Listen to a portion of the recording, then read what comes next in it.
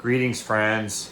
It's Brad Wetzler here, and I wanted to jump on this morning to talk about storytelling and its importance and its central place in writing a memoir. And I'm going to do it in a little bit of a roundabout way. When I was in my 30s, I got an assignment from the New York Times Magazine to write an article about a profile of this guy named Gene Savoy. And Savoy had been called the real Indiana Jones, and people said that he was actually the real inspiration for the character in the movies. And Savoy had spent a big part of his life exploring in South America, and he had gone into the high cloud forests in search of these ancient city ruins, and he would go in and with teams of men and mules and horses, and they would go in for weeks and try to find rediscover these ancient cities that were in the cloud forest. And so I met Savoy in Hawaii on the island of Oahu and on the North Shore. And we met first.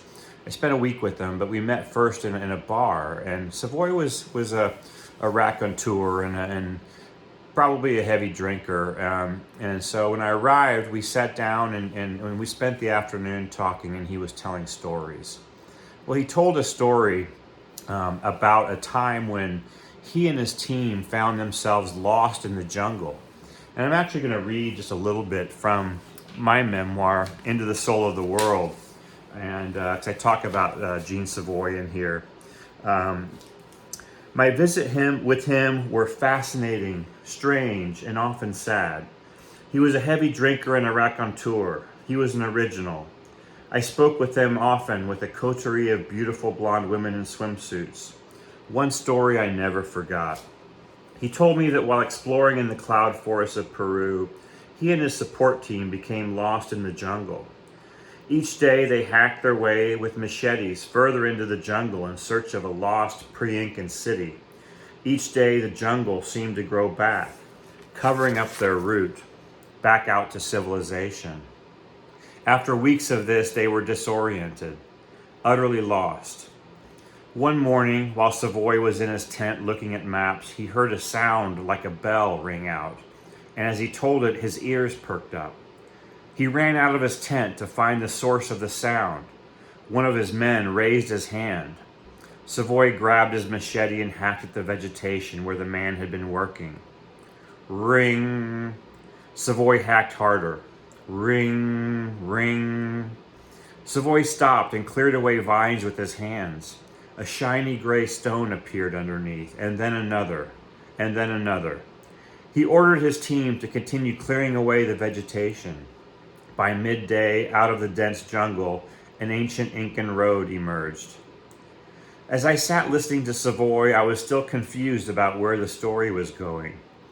Okay, I thought, they found an ancient road, but they are still miles from civilization.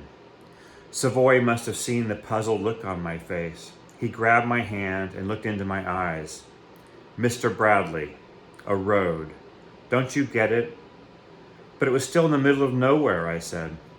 Mr. Bradley, a road goes someplace. The Incan roads are linked up with villages and even with modern roads and highways. I knew we were saved. If we followed it far enough, it would lead us out. As long as we were in the jungle hacking through, we existed in chaos. It was hopeless. But if we stayed on the road, we would be saved. A road goes someplace. It would be decades before I understood the significance of that quote. You know, I think of that story a lot in various aspects of my life. When I was recovering from PTSD, I really dedicated myself to my yoga and meditation practices, and I still do, but they became the road for me. They became the path that I could lean on and move forward in. And, I guess I want to propose that in writing, stories are the road. So if you ever find yourself kind of confused about where to go next, grappling with procrastination, or just you find yourself in that messy middle of a project, I really encourage you to lean into story and think of this story. A road goes someplace, a story goes someplace. Often when I get a manuscript in from a potential client, I find that there's just a lot of thinking in the manuscript, and there's little external reality, little real storytelling. It's just a lot of processing, and I know that's part of writing a first draft. But I just want to leave you today with this encouragement to, if you wake up ready to do some writing, lean into that story. Pick any story. Pick a story where you have the most heat around it that morning, and trust that you will be able to find the right place for it in your book. So again, just to review, lean into story. Stories are the way forward when you write a book like a memoir. And maybe in your own life, you can find some ways to lean into something that brings you back home. And for me, that was yoga and meditation. For you, it might be something completely different, but something that grounds you, that allows you to become who you are.